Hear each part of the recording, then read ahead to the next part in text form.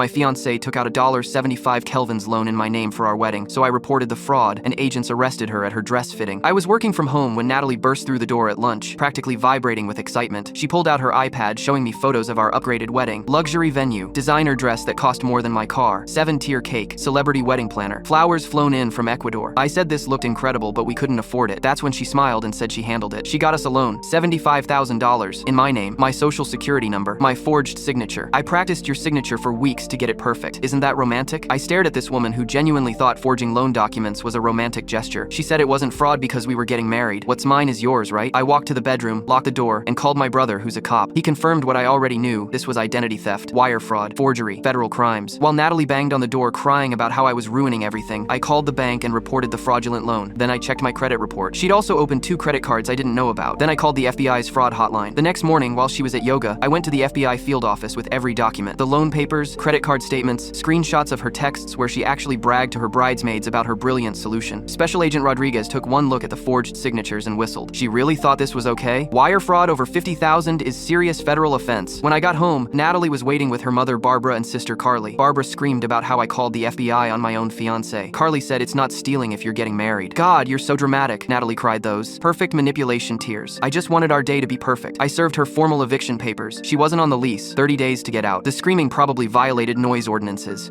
Then Natalie tried using one of the fraudulent credit cards to hire a lawyer. It was declined because I'd already frozen everything. Her dad called trying to be reasonable. She made a mistake. Dropping charges is the right thing to do. I told him I didn't press charges, the federal government did. Once you report fraud this big, it's out of your hands. Barbara showed up with a $10,000 check trying to bribe me. This should cover your troubles. Just tell the FBI it was a misunderstanding. I told her attempting to bribe a federal witness is also a crime. She left quickly. But Natalie wasn't done. She created fake emails, supposedly from me admitting I knew about the loan and approved it. She sent them to Agent Rodriguez, thinking it would help her case. He called me within an hour. Your fiancé just added falsifying evidence and obstruction of justice to her charges. The arrest happened 3 days later. Agent Rodriguez called at 2 p.m. We're arresting Miss Morrison this afternoon at her wedding dress fitting at Bella's Bridal. Federal agents walked into the bridal shop while Natalie stood on the pedestal in a $12,000 dress bought with one of the fraudulent cards. Her bridesmaids were there, her mom, her sister, all of them. She tried to run in a wedding dress with a train, made it about 10 feet before tripping on the tool. Her bridesmaid was live streaming it, thinking she was documenting the dress fitting. The video went viral. Barbara tried fighting the agents and got herself arrested for obstruction. The trial lasted 3 days. Evidence was overwhelming. Natalie took the stand against her lawyer's advice. I did it all for love. How is love a crime? The prosecutor responded. Love isn't a crime. Wire fraud is. She claimed I emotionally manipulated her into committing fraud by not being romantic enough. The jury deliberated for 2 hours. Guilty on all counts. The judge destroyed her at sentencing. You've shown zero remorse, zero accountability. You are not a romantic heroine. You are a serial fraudster. 8 years federal prison, 3 years supervised release, full restitution.